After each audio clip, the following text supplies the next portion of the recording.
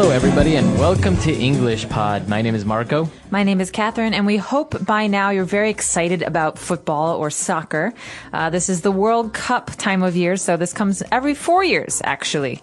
And we've got a lesson all about it. That's right. So as everyone may or may not have heard, we are actually in the middle of the World Cup. And as you say, it's a football or soccer competition. Now, soccer is only used in the United States. That's right. It's used in the United States, although football can be confusing in a place like Australia, where they have two different games that are called football. That's right. So it's a little bit difficult at times to tell someone that you play football and they think you play American football or Australian football or soccer. So it's a little bit confusing. It can be, yeah. All right, so we have a great lesson all about the World Cup. We're going to explain a little bit, and so let's listen to the dialogue for the very first time.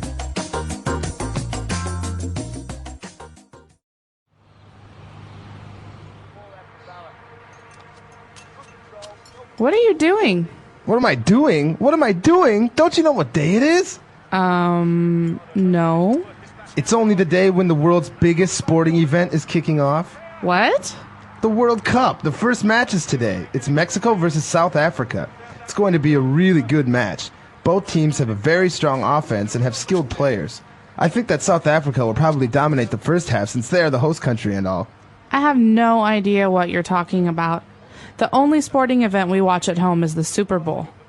This is bigger than the Super Bowl, man. Teams from 32 countries compete against each other every 4 years and fight to win that trophy. They first start in a group stage with 8 groups, each group having 4 teams. The top 2 teams pass on to an elimination stage before going on to the semifinals and the quarterfinals. Sounds interesting, but soccer doesn't really appeal to me. Are you kidding? Over 700 million people watched the final match of the 2006 World Cup. It's a very exciting and nerve-wracking sport. Each nation is cheering on their team, hoping they will become the next champion. So far, Brazil is the team with the most titles under their belt. They're really good. All I know about soccer is that you can't use your hands and that players are always falling down trying to get a free kick or penalty kick. It seems like a sissy sport to me. Whatever. I'm going to go watch the opening match.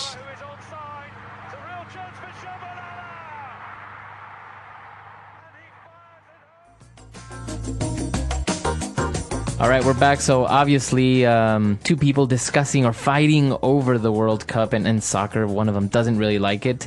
But he came up with some really interesting points and explained a couple of interesting things. So let's take a look at some of that vocab on Language Takeaway. Language takeaway. So, okay, the very first phrase here is a very important one. We're talking about sports.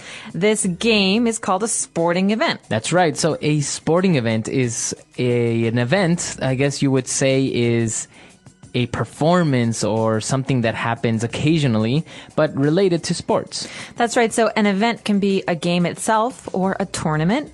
You've heard maybe of, well, the UEFA Cup, that's the European Federation of Football or whatever it is. Mm-hmm. So basically you have this tournament for European soccer teams, but the World Cup is also an event, and a very important game could also be an event. So this basically means a sporting match or a sporting competition. That's right. Now, it may sound confusing as to why you put the ing in sport. It should be maybe sports event or sport event. But I'm not really sure why we add the gerund to sporting event. We always just say it this way. It's a set phrase. So let's remember that it's sporting event. This is the world's most important sporting event, for example. Okay, very good. Now, we went in, we talked about the first match, Mexico versus South Africa. And they're talking about the teams and how they both have a very strong offense. Okay, so offense is a part of the team. Basically, it's a group of players who are trying to score. That's right. Okay, so when you're good at offense, it means you're good at scoring. Mm-hmm. And the opposite of offense is what? Defense. Defense. So offense, defense. Mm-hmm. You can say they have a very strong defense. That means that it's very hard to score against them because their defenders, their goalies, they're all very strong. That's right. So we're talking about an offense and a defense, both very important parts of a team. And so the guy continued and made a little bit of a prediction saying that South Africa will probably dominate the first half. Okay, so you know that football matches are split into halves. You have first half and second half. To dominate here means to be stronger than someone else. So to control the ball or to have possession or to be the one that is the strongest team on the field. That's right. So you can dominate by having a very strong defense, or you can dominate by having a very strong offense, or both. Dominate means be stronger than. That's right. Okay, now let's move on to the other guy who doesn't really like soccer. And he says, I have no idea what you're talking about. All I know is that I watch the Super Bowl. Okay, now this is a very American thing, the Super Bowl. That's right. We mentioned earlier that in America, most people call the game soccer, not football. Well, that's because in America, we have a different game called football. That's right. And so the Super Bowl is like the most important game in the football world. It's the game that happens every year at the very end of the season. That's right. So this is what we usually call American football. So you've probably seen it on TV as well. And the Super Bowl is basically the name of the final sporting event of American football. Just like we have World Cup, we have the Super Bowl. And the winner of the Super Bowl is the best team that year. That's right. All right, so now let's go on to explain a little bit about how the World Cup works. The guy went on to explain that there are 32 countries competing, and basically we have 3 parts: an elimination stage, a semifinals, and quarterfinals. Okay, so basically this describes the different levels, because obviously 32 teams can't compete for one trophy at first. You have to make the numbers smaller. So 32 becomes 16, becomes 8, becomes 4, becomes 2. That's right. And so we have different groups for these. The first one is the elimination stage, when some teams lose and they go home. That's right. And after that, then we have a quarterfinals. So what is quarterfinals? The quarterfinals are when you have 8 teams that are basically the top 8 teams of the competition, and they will play against one other opponent. So the winner passes on to the next stage, which would be the semifinals. Well, the math makes sense because quarter has to do with 4, right? That's right. So in the quarterfinals, 8 teams become 4. And in the semifinals, 4 teams become 2. That's right. And then what happens after the semifinals? And then we have the final, where basically the 2 top teams will compete against each other, and there will be one champion. USA! US! And this is when it gets very nationalistic. People are very proud of their countries. Of course. And so this basically is what happens and how we get our champion. And, well, now let's explain a little bit very quickly about 2 things that happen in the game during gameplay, when we have a free kick and a penalty kick. Okay, so a kick, you just kick the ball. But sometimes when the ball goes out of bounds, or when a player is injured or there's a foul, then that player or his teammate can take a special kick. All right, and so a free kick it's just a kick from anywhere, right? A free kick is a kick that you get basically according to the referee, who says, okay, stop the game. He's going to kick from inside the lines. That's right. So wherever you are fouled, wherever somebody maybe hit you wrong or something happened, from that position you will kick freely towards the goal or wherever you want. You can pass to your other players as well. That's right. But a penalty kick is a bit different because you have to be in a special place when you do it. That's right. A penalty kick is when you are fouled inside the box, what they call it, is in the area very close to the goalie. So if you commit a foul there, then the other player will receive a penalty kick, and it will just be him against the goalie, and he must kick the ball. I think it's approximately 10 meters, if I'm not mistaken. Yes, and this is why it's very dangerous, because you're so close to the goalie and no one can stop you. And so when fouls happen inside that special box, it's usually bad news for the goalie. Yeah, of course. So this is what happens during a penalty kick, and well, basically you have no defenders, so it's just you, the goalie, and it can get, as you said, very complicated for the goalie. So all right, so we've taken a look at a lot of things on language takeaway. Let's move on now to 3 phrases on Fluency Builder. Fluency Builder. Okay, so this is a great word to describe how I felt last week when I watched the England versus America match. I thought it was a nerve-wracking game. That's okay? And we heard this in the dialogue, right? Yeah, you said it was a very nerve-wracking game, or in the dialogue, the guy said it's a very exciting and nerve-wracking sport. So if something's nerve-wracking, what does it mean? Well, basically, if you break it down, nerves are those things in your body, in your skin, that make you feel.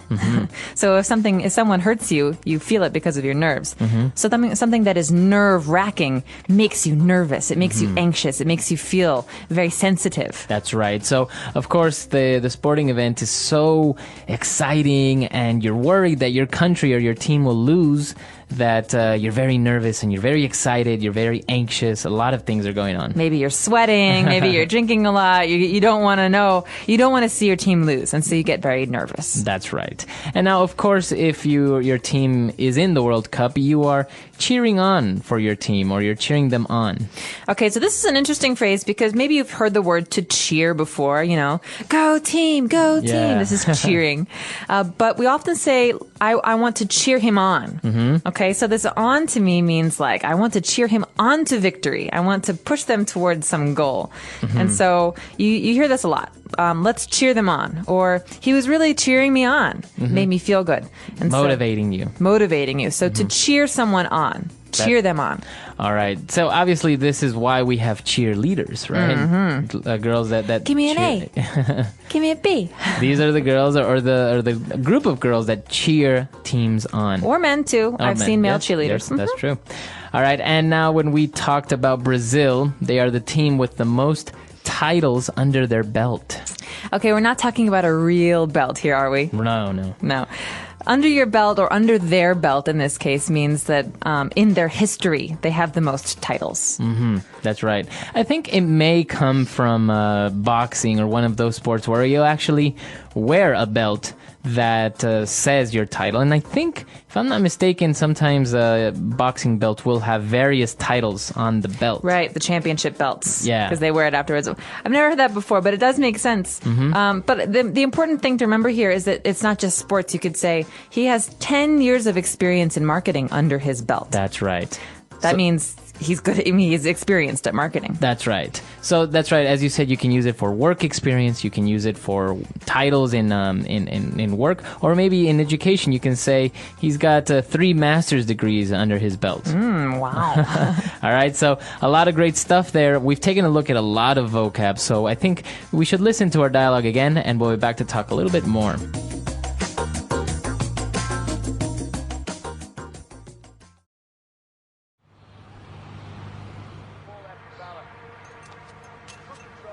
What are you doing?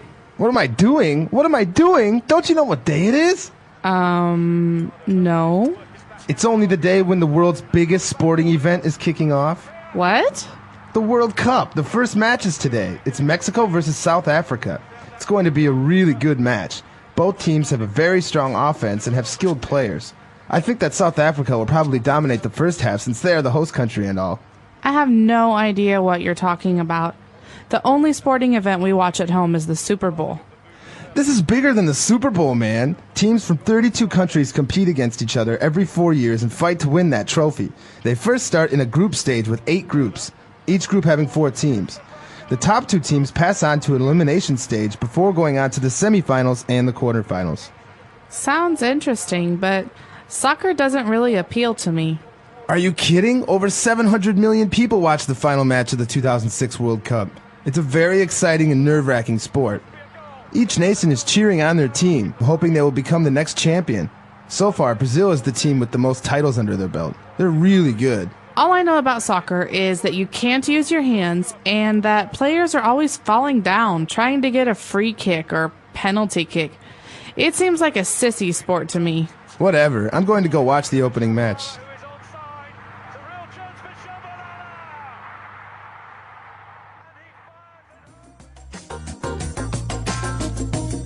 All right, so the World Cup, as we said, it gathers over 100 million people to watch the final in 2006. Now, this sport is not very popular in North America. It's not, well, that's not totally true because Mexicans really follow football. That's right. That's right. But I think in America, in United States, it is one of the less popular sports. I was thinking the other day, maybe number 5 on our list of popular sports. Maybe because, well, you have American football, the NFL, you have Major League Baseball, you have the NBA, you have the NHL, and I think maybe before soccer you probably either have golf or tennis before soccer. Even though the United States does have its own Major League Soccer. Yep, MLS, Major League Soccer. And my hometown team is Chicago Fire, pretty good team. I heard they're very good. And the LA Galaxy, I think, is the other best team in the States. That's right. Now, the United States did host the 1994 World Cup, and I think this is where a little bit of more interest started to come up, and I think Major League Soccer was formed prior to the World Cup in the United States.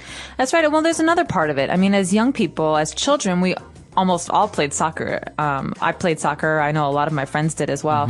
It's not popular everywhere, but a lot of people play it. And there's not really an audience for soccer in America once you're in the professional realm. And so the problem is when you pass college, you don't think of it as, the NBA, for example, because there's not as big of an audience. And so people just end up doing their normal jobs as opposed to being professional soccer players. I think that has a big something to do with it, is the fact that there is not as much money in this sport professionally as, for example, the NBA or prestige. Exactly. Although this is the on the other hand, these players that do make it and they really want to play, they go abroad and they go play in the European leagues or something like that. That's right. I think a lot of the American players who were playing the other day against England were playing against their teammates because so many of the American team, the American national team, play in the English Premier League. It was really awkward.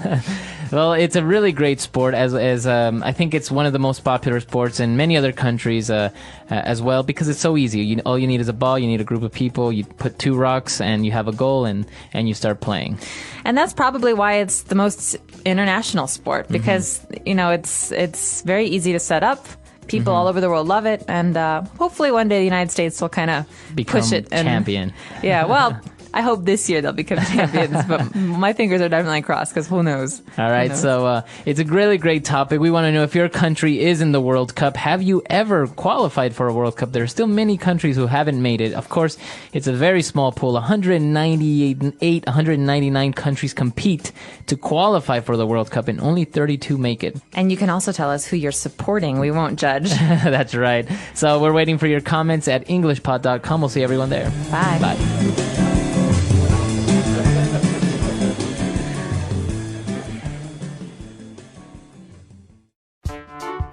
The English Pod Audio Review. Listen to the meaning, then say the vocabulary word. To officially begin something. Kick. A step in a process. Stage. Something only appropriate for girls or women. Sissy. Game. Match. One who provides services, etc., as for a convention. Host. Let's try that faster. A step in a process. Stage. Something only appropriate for girls or women. Sissy. To officially begin something. Kick. Game. Match. One who provides services, etc., as for a convention. Host. Now say the word and hear it in a sentence. Stage.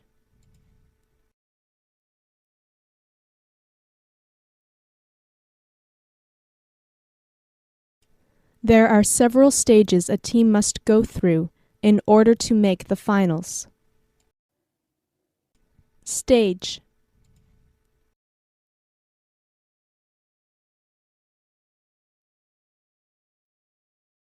This morning, I finally moved on to the next stage of my video game. Stage.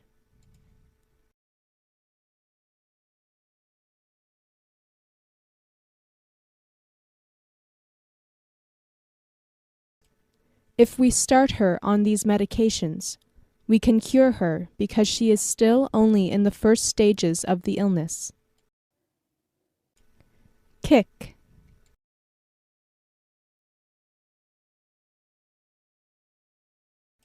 Today, we are kicking off a new line of cosmetics. Kick.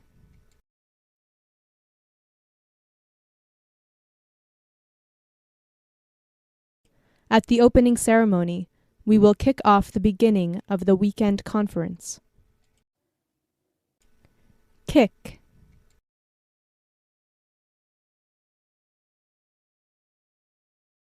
The fundraiser's kickoff will be tomorrow at 5 p.m. Match.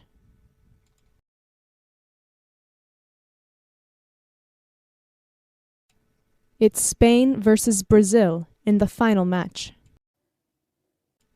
Match.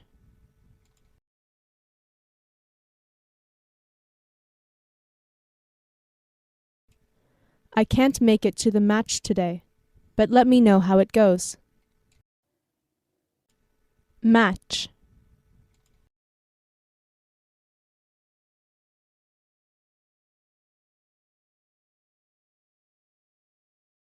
This soccer match is going to be nerve-wracking because it is my school against our rival school across town.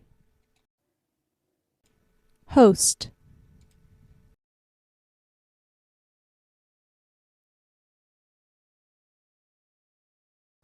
The host country put on quite an elaborate show at the opening ceremonies.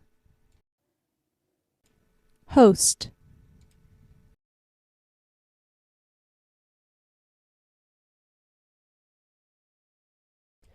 The host school went wild when the home team won the championship. Host.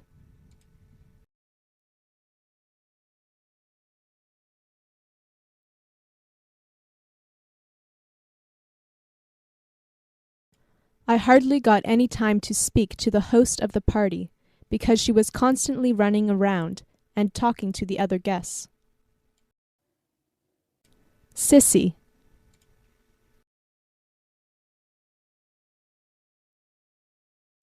I think soccer is a sissy sport. Sissy.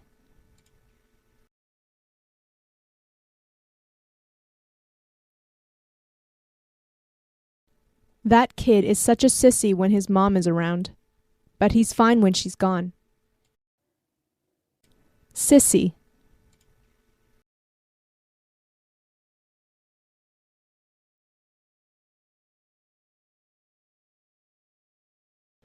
The whole camping trip she was being such a sissy about having to sleep on the ground and not being able to shower.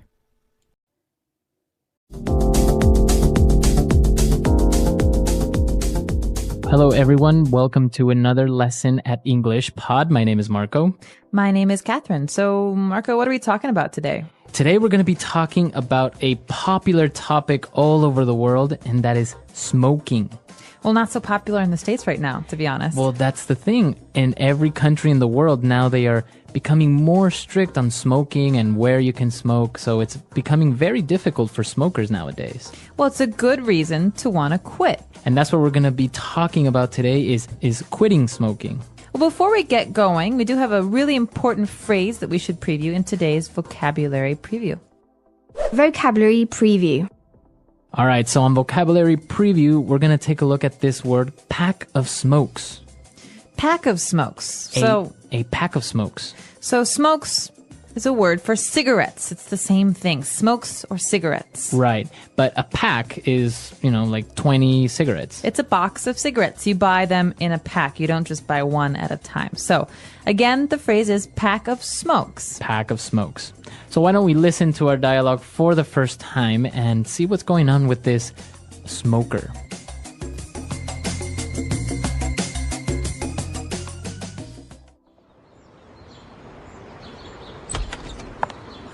It smells like an ashtray in here. Hi, honey. What's wrong? Why do you have that look on your face? What's wrong? I thought we agreed you were going to quit smoking. No. I said I was going to cut down, which is very different.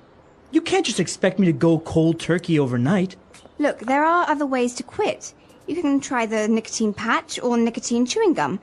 We spend a fortune on cigarettes every month. And now laws are cracking down and not allowing smoking in any public place. It's not like you can just light up like before. I know. I really am trying, but I don't have the willpower to just quit. I can't fight with the urge to reach for my pack of smokes in the morning with coffee or after lunch. Please understand. Fine, I want a divorce.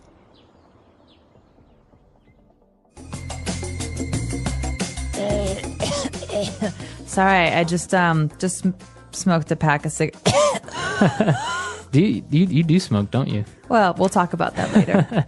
All right, so it is a little bit extreme, though. I mean, he's divorcing her because she won't quit. Well, some people really are health conscious and are afraid of the negative side of smoking, which has a lot of health side effects. Yeah. Well, as he was complaining about all the negative effects and the negative aspects of smoking, he did mention, both of them mentioned a lot of great words and phrases, so why don't we take a look at them now in Language Takeaway? Language takeaway. Well, this first word is a word that's very important for any smoker who goes to a bar or a restaurant and needs to put the ash somewhere, right? So when you smoke, there's some ash, there's some messy, dirty stuff, and you need an ashtray to collect it. An ashtray. So an ashtray is something that's usually round or square, and you put it on a table, and it's just very helpful to keep the house clean or a restaurant clean. So if you're in a restaurant, you say, hey, can I have an ashtray, please? Mm-hmm. So the residue or the stuff that when you're smoking, it comes out the gray, I don't know, like dust. It's called ash. Right. And this is a tray. But the complaint here is, it smells like an ashtray in here. That means it smells really, really bad in here. Yeah, it smells like cigarettes. Yeah, so that word again is ashtray. Ashtray. All right. Well, and the guy was complaining and he said, well, I thought you were going to quit smoking. And she said, no. I said I was going to cut down. She says it's very different from quitting smoking. So, Marco, maybe we should talk about how cutting down and quitting are different. All right. So if I say I'm going to cut down on smoking, it's just I'm going to smoke less. Okay, so let's take an example. I smoke 10 cigarettes a day, but I want to cut down. How many should I smoke later? Maybe like 2 or 3. 2 or 3? Instead of quitting, so if you quit smoking, that would mean 0. 0 cigarettes. Mm-hmm. No smoking anymore. Right. All right, so you can also cut down on carbs, like carbohydrates. So some people who cut down on carbs eat less bread. They don't eat any pasta. So these are really good ways of trying to talk about dieting as well as smoking. Right. And I think we have a couple of examples of other ways we can use this phrase cut down. So let's listen to them now. Example 1. Our company has decided to cut down our workload, so from now on, we leave at 3 p.m. every Friday. Example 2. You should really cut down on the amount of salt you eat. It's not good for you. Example 3. My doctor told me I need to cut down on fatty foods because of my heart condition. And when you want to smoke a cigarette, you have to do something first with some fire. So we call this lighting up. To light up. So lighting up, it doesn't mean turning on the light. No. It actually means using a lighter or some fire to start your cigarette. Right, so you want to light up with a lighter, matches, or some sort of fire. The husband says, it's not like you can just light up like before. That means it's not like you can just smoke like before. So Right. in some cases, light up means to smoke a cigarette. We're in a movie theater and someone lights a cigarette and I say, oh, you can't light up in here. Right. So you can't smoke in here. You can't smoke in It's here. another way of saying smoking. Very good. And she was explaining, how difficult it is and she's trying to quit. But she said, I don't have the willpower to just quit. Ooh, willpower. So this is an important word. Willpower. Willpower. You think of the main part of this word is will. That means the desire to do something. You want to do something. So if I have willpower, I have strong willpower, what am I saying? You're saying that you can make a decision and you can follow your decision. So I decide not to eat cake. I have very strong willpower, so I never eat cake. If I don't have strong willpower, maybe I sometimes cake. secretly eat cake in the middle of the night from my refrigerator. So that happens, right? Sometimes you don't have strong enough willpower, so you kind of eat a little bit of cake. Yeah, when so- nobody's watching. Exactly. And you can have willpower about lots of different things. So this is a great word, again, to use when you're talking about dieting or smoking or drinking. Any type of maybe temptation. Exactly. All right. And well, she said she had this urge to reach for her pack of smokes. Ooh, urge is another good one. And it's very similar to willpower, but an urge is kind of like a physical feeling that makes you want to do something. So you have like this strong desire. So I have the urge to go swimming today. I don't know why, but I really want to. All right. You have an urge. Interesting word. Pregnant women often have these kinds of things too. I have the urge to do something. We also call them cravings. Oh, cravings or urge to do something. All right, interesting. So we've taken a look at these 5 great words, and I think we should listen to our dialogue again. We're going to slow it down just a little bit, and then we'll come back and talk some more.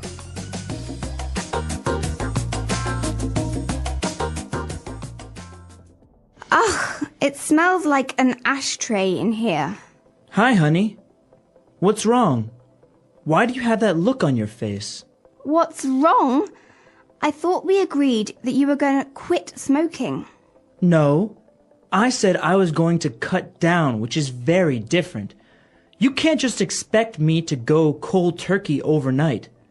Look, there are other ways to quit. You can try the nicotine patch or nicotine chewing gum. We spend a fortune on cigarettes every month, and now laws are cracking down and not allowing smoking in any public place. It's not like you can just light up like before. I know. I really am trying, but I don't have the willpower to just quit. I can't fight with the urge to reach for my pack of smokes in the morning with coffee or after lunch. Please understand. Fine, I want a divorce. And we are back. So we have a great part of our show where we like to talk about some phrases that help you attain fluency. That means sounding like a native speaker of English. And today's phrases are wonderful. All right, so let's take a look at them now in Fluency Builder. Fluency Builder. So on Fluency Builder today, let's take a look at 2 different phrases, and let's start with the first one.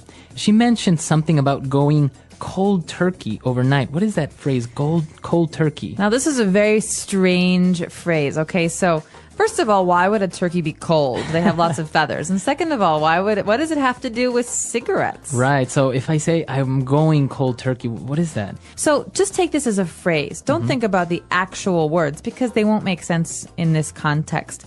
What we're talking about is quitting smoking entirely.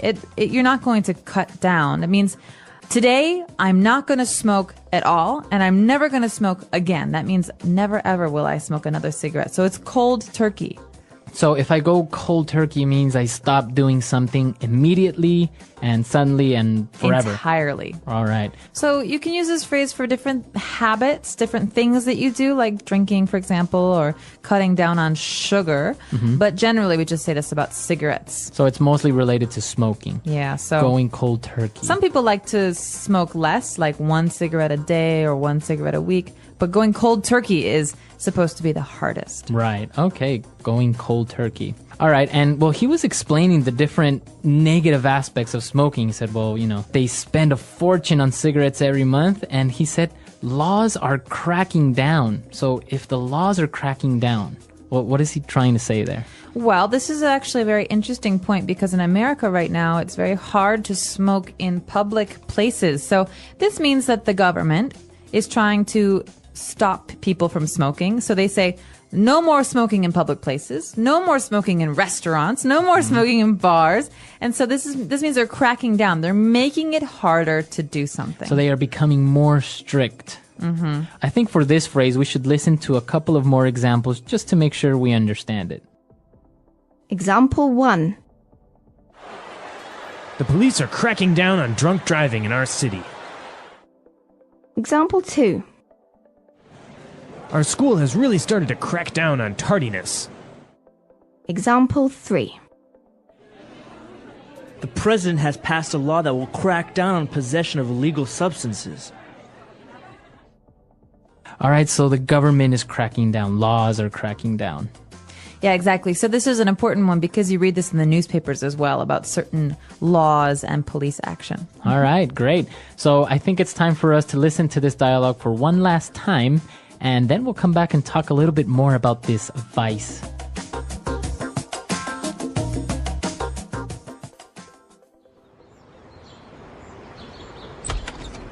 Ugh, it smells like an ashtray in here. Hi, honey. What's wrong?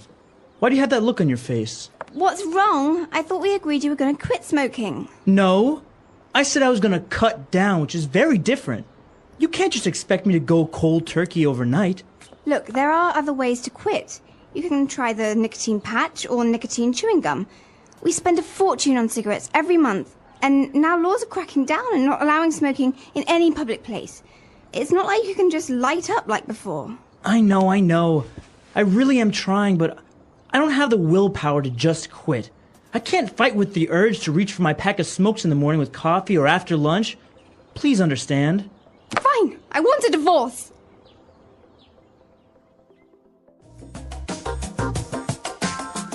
So, do you have a problem with this vice, as you call it?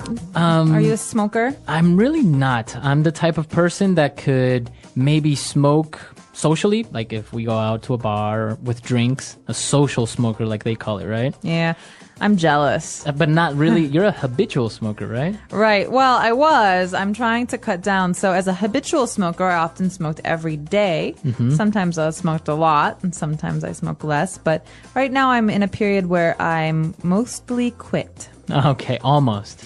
Yeah, well, I haven't smoked in a while, and when I do, it's just one cigarette. Now, it is interesting because, like we mentioned, laws are cracking down on where you can smoke, but also taxes and cigarettes are becoming much more expensive, right? Absolutely, especially where I'm from in Chicago. It's easy to spend maybe $10 or $12 on one pack of cigarettes. On a pack of cigarettes. Imagine that. Yeah. So, and you have people that can't help smoking 1 or 2 packs a day. Yeah. So how much is that a month? It's just an amazing amount of money. Thousands of dollars. Well, and I have to say, though, a lot of my friends who used to smoke in America have quit. So this is maybe working. The whole thing of making cigarettes more expensive. Yeah, making them much more expensive. Now, another interesting thing, and what I was reading recently, is that, you know, those warnings that come on cigarette packs that says, you know, smoking kills, smoking causes cancer.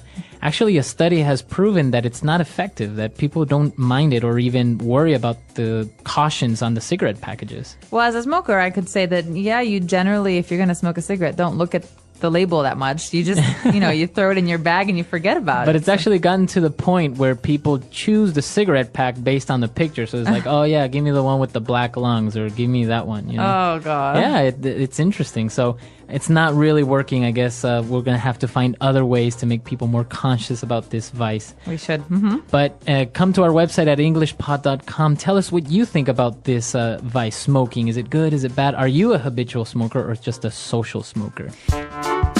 What is smoking? Smoking is a habit that many people have. Some people smoke every day, while others smoke only sometimes.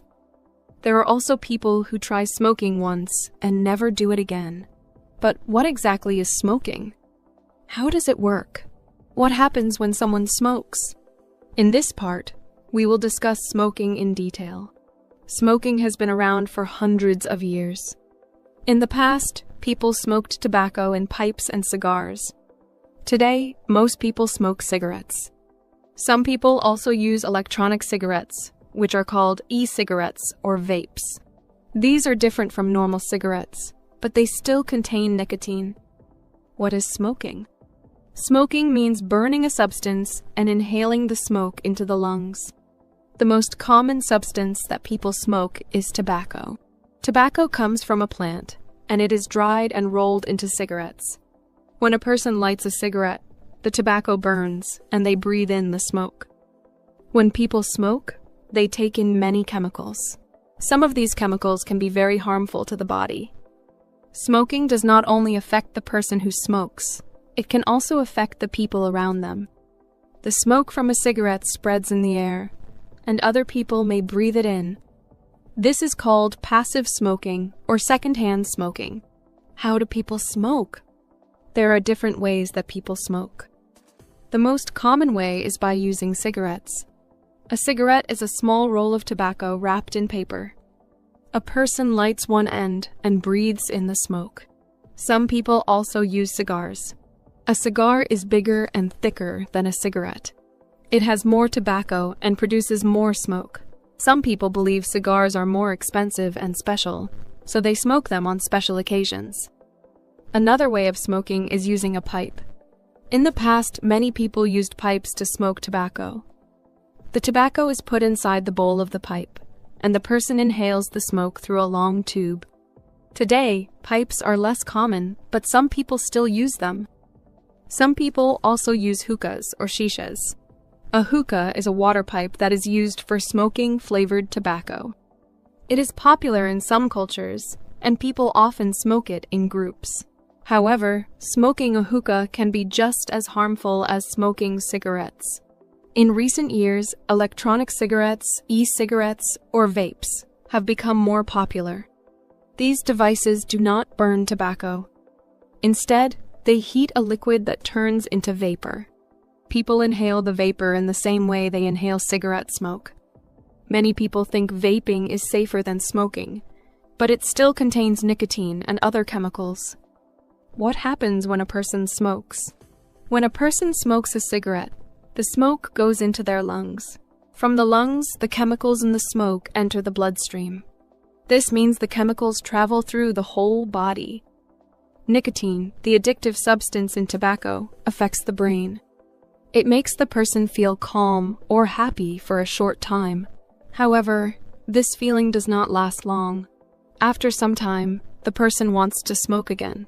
This is why smoking is addictive.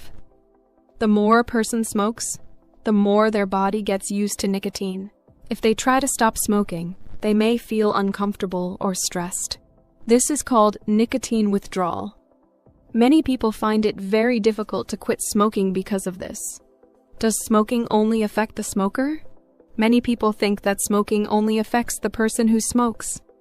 But this is not true. Smoking can also harm the people around the smoker. When a person smokes, the smoke spreads in the air. If another person breathes this smoke, it can harm their health too. This is called secondhand smoking or passive smoking. Secondhand smoke can be especially dangerous for children, pregnant women, and older people. Even if a person does not smoke, breathing in smoke from others can still cause serious health problems. Why do people start smoking? Smoking is a habit that millions of people around the world develop at some point in their lives.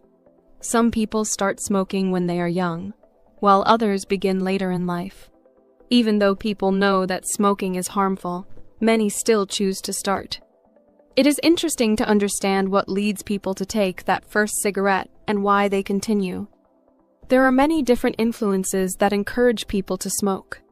Sometimes it happens because of the environment they live in, the people they spend time with, or the situations they face. The first time a person smokes is often not because they truly want to, but because of a moment, a situation, or a feeling that pushes them to try it. One of the most common reasons a person smokes for the first time is exposure. If someone grows up in a house where family members smoke, they might see it as a normal activity. They watch their parents, older siblings, or relatives lighting cigarettes every day, and after a while, it does not seem strange or bad. It becomes something usual, like drinking tea or having a meal. When they get older, they might feel that smoking is just another part of life, and they do not question it. Sometimes, friends play a big role in influencing a person to smoke. If a person is in a group where most people smoke, they might feel pressure to join in. No one wants to feel left out or different, so they pick up a cigarette to fit in. They may not even like the taste or feeling of smoking at first, but they continue because it helps them feel included. Over time, what started as an occasional activity becomes a habit, and eventually, an addiction. Media and advertisements have also played a role in encouraging people to smoke. In the past, movies, TV shows, and magazines often showed famous actors, musicians, or models smoking. These people looked stylish, confident, and successful. Many young people believed that smoking was a sign of maturity and independence. When they saw their favorite celebrity smoking, they thought it made them look strong and interesting. Even today, although smoking advertisements are banned in many countries, people still see characters in films smoking, making it seem exciting or attractive. Another reason people start smoking is the belief that it helps with stress. Life can be difficult, and everyone faces problems. Some people go through hard times at work, at school, or in their personal lives. When they see others smoking to relax, they think it might help them too. After smoking, they may feel calm for a short time, but this feeling does not last. In reality, smoking does not remove stress. It only creates a cycle where the person feels they need to smoke more to feel better. Curiosity also leads many people to try smoking. Sometimes, a person simply wonders what it feels like to smoke. They see other people doing it and start to think, what does it taste like? How does it make people feel? This curiosity can be strong enough to make them take a cigarette and try it, just once.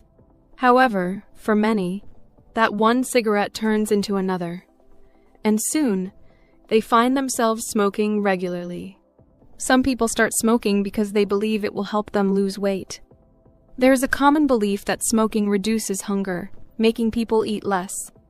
For some, this seems like an easy way to stay slim. They think that instead of eating snacks, they can just smoke a cigarette. While it may be true that nicotine affects appetite, this is not a healthy way to control weight. Smoking damages the body in many ways and can cause serious health problems. In some cultures and societies, smoking is connected to traditions and social events. In certain places, people smoke when they meet friends, when they celebrate, or even when they discuss important topics. Some communities see smoking as a symbol of respect or hospitality. If a person grows up in such an environment, they may feel that smoking is just a natural part of life. They might not even think about whether it is good or bad. They simply accept it as something normal. There are also people who start smoking because they believe it helps them concentrate. Some students and professionals think that smoking makes them more focused, especially when they're studying or working on something important. They might see older students or colleagues smoking during breaks and assume that it improves their ability to think clearly. This belief makes them try smoking, hoping it will give them the same benefits. In some cases, people smoke because they want to rebel. They want to feel independent or break the rules set by parents, teachers, or society. Teenagers, in particular, often feel the need to prove that they can make their own choices. If smoking is seen as something forbidden, it becomes even more tempting. They light a cigarette to show that they are in control of their lives. What starts as an act of rebellion can quickly become a habit that is hard to break. Many people do not think about the long-term effects of smoking when they start. They assume that they can stop anytime they want. They believe that smoking a few cigarettes will not cause harm. However, over time, their body gets used to nicotine and quitting becomes difficult. What began as an occasional activity turns into a daily routine. Before they realize it, they are addicted. One important thing to understand is that smoking does not bring any real benefit. The things that make people start fitting in, curiosity, stress relief, or rebellion are only temporary feelings. The risks and dangers of smoking, however, are very real and long-lasting. Once a person starts smoking, it can be very difficult to stop. The effects of smoking. Smoking is not just a simple habit. It is something that affects the body, mind, and even the people around the smoker. When a person smokes, they might not notice the effects immediately. At first, smoking may feel like a small activity that helps them relax or fit in with friends. However, over time, smoking starts to change many things in life. It affects health, relationships, daily activities, and even the environment. The effects of smoking can be divided into different areas. The most serious impact is on health. Every time a person smokes, harmful chemicals enter their body. These chemicals affect different parts of the body in different ways. The lungs, heart, and even the skin start to change. Breathing becomes more difficult, and the body becomes weaker. Many smokers experience coughing, shortness of breath, and tiredness. These are just the early signs. As time goes on, more serious health problems can develop. The lungs are one of the first organs to be affected.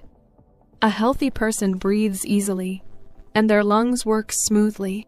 But smoking damages the lungs, making it harder to breathe. Smokers often feel like they are out of breath after simple activities like walking or climbing stairs. They also cough more because their lungs try to clear out the harmful substances from cigarettes. Over time, these problems can turn into serious diseases. The heart is another organ that suffers because of smoking. A strong heart is necessary for a healthy life, but smoking weakens it. The chemicals in cigarettes make the heart work harder, increasing the risk of heart disease. Smokers are more likely to have high blood pressure, heart attacks, and other heart problems. Even young smokers can develop heart-related issues if they continue smoking for a long time. Smoking also affects the skin. Many people do not realize this, but cigarettes can change how a person looks. Smokers often develop wrinkles earlier than non-smokers. Their skin becomes dull, dry, and loses its natural glow. This is because smoking reduces the amount of oxygen that reaches the skin. As a result, smokers may look older than they really are. Another serious effect of smoking is on the immune system. The immune system is responsible for protecting the body from illness. A strong immune system fights infections and helps the body heal quickly. However, smoking weakens this defense. Smokers get sick more often and take longer to recover from common illnesses like colds and flu. Wounds and cuts also heal more slowly because smoking reduces blood flow. The negative effects of smoking do not stop with the person who smokes. People around smokers are also affected, even if they do not smoke themselves. This is called second-hand smoke. When a person smokes, the smoke spreads into the air.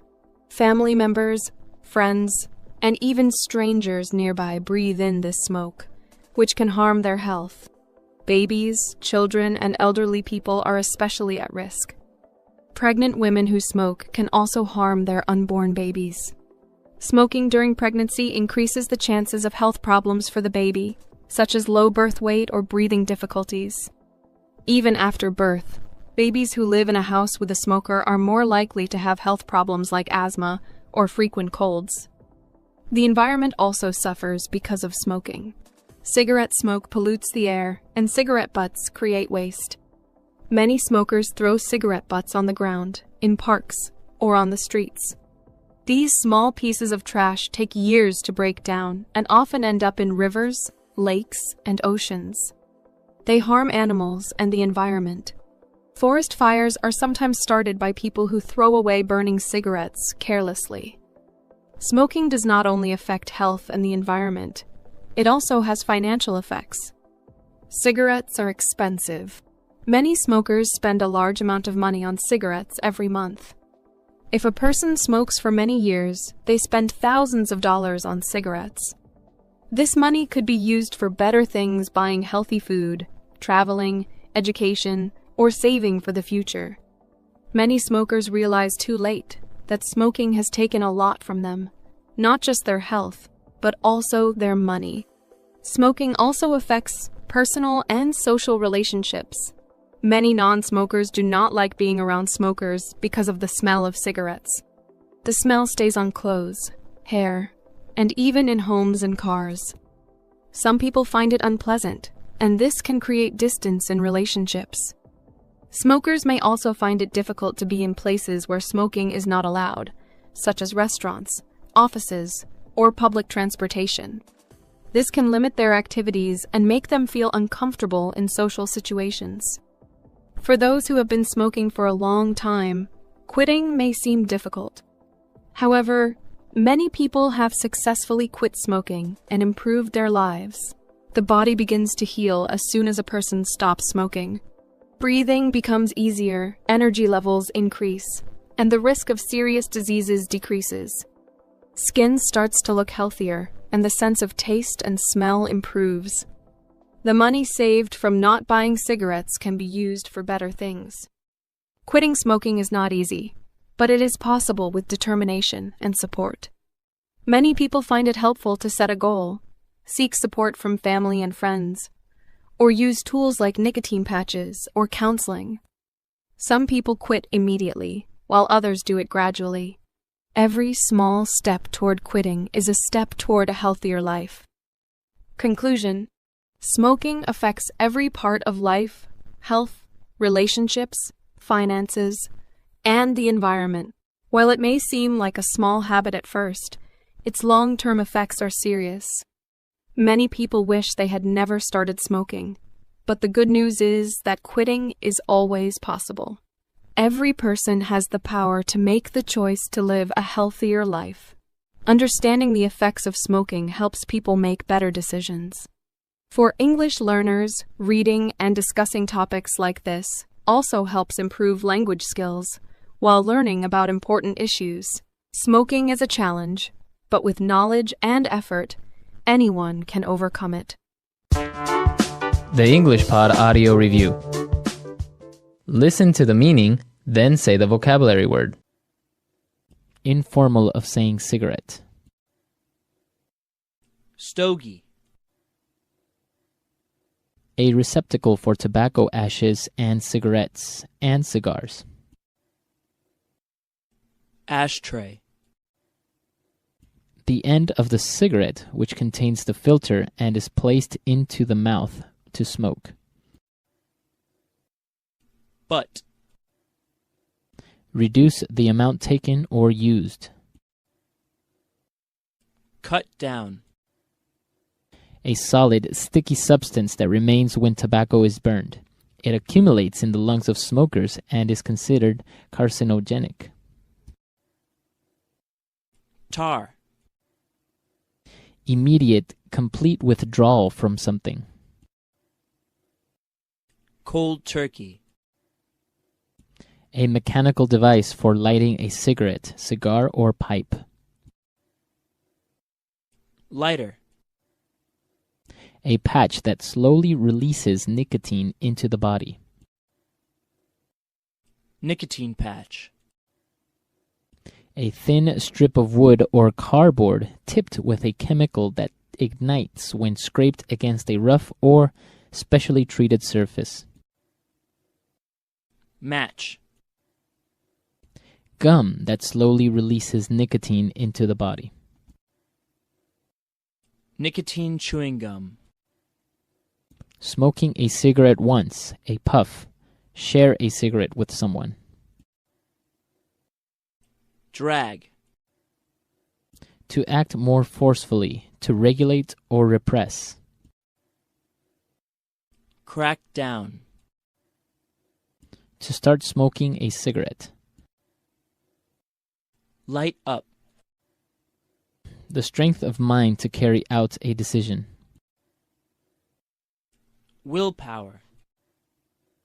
A strong impulse, inner drive, or yearning. Urge. A box of cigarettes. Pack of smokes. Let's try that faster. A receptacle for tobacco ashes and cigarettes and cigars. Ashtray. Informal of saying cigarette. Stogie. To start smoking a cigarette.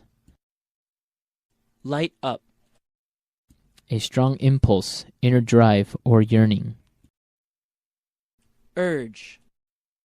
A box of cigarettes. Pack of smokes. A solid, sticky substance that remains when tobacco is burned. It accumulates in the lungs of smokers and is considered carcinogenic. Tar. The strength of mind to carry out a decision. Willpower. The end of the cigarette, which contains the filter and is placed into the mouth to smoke. Butt. Immediate, complete withdrawal from something. Cold turkey. A patch that slowly releases nicotine into the body. Nicotine patch. Reduce the amount taken or used. Cut down. Smoking a cigarette once, a puff. Share a cigarette with someone. Drag. A thin strip of wood or cardboard tipped with a chemical that ignites when scraped against a rough or specially treated surface. Match. A mechanical device for lighting a cigarette, cigar, or pipe. Lighter. To act more forcefully, to regulate or repress. Crack down. Gum that slowly releases nicotine into the body. Nicotine chewing gum. Now say the word and hear it in a sentence. Crack down. The police is cracking down on drunk driving in our city. Crack down.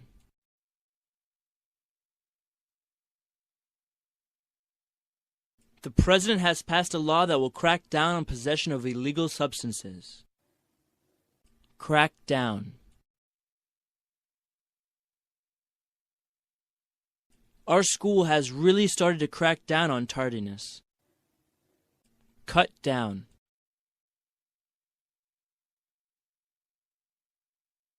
You should really cut down on the amount of salt you eat. It's not good for you.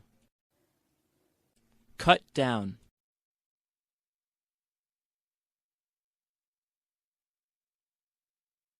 Our company has decided to cut down our workload, so from now on we leave at 3 p.m. every Friday.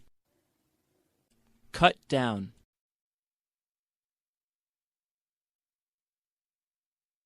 My doctor told me I need to cut down on fatty foods because of my heart condition. Light up.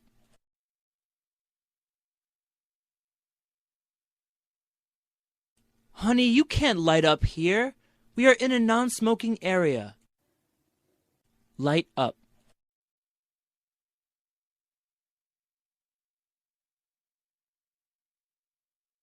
John is addicted to smoking. Anytime and anywhere he has a chance, he lights up immediately. Light up.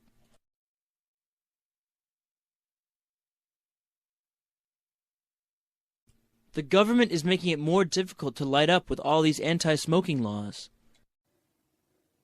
Willpower.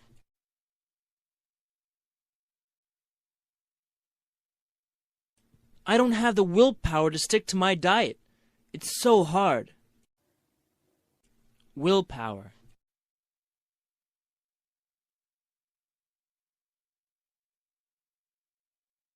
Kathy is a workaholic.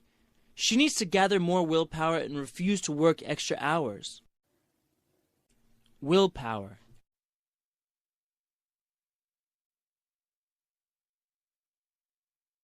Willpower and discipline are essential to any person that wants to succeed in life. Urge.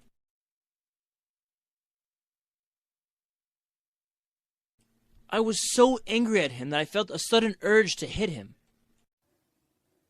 urge.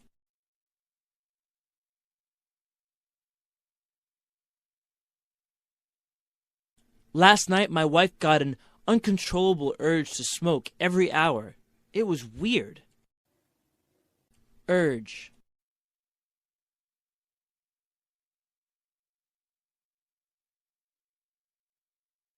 When Carol was pregnant, she once had an urge to eat a bacon and tuna sandwich. It was disgusting.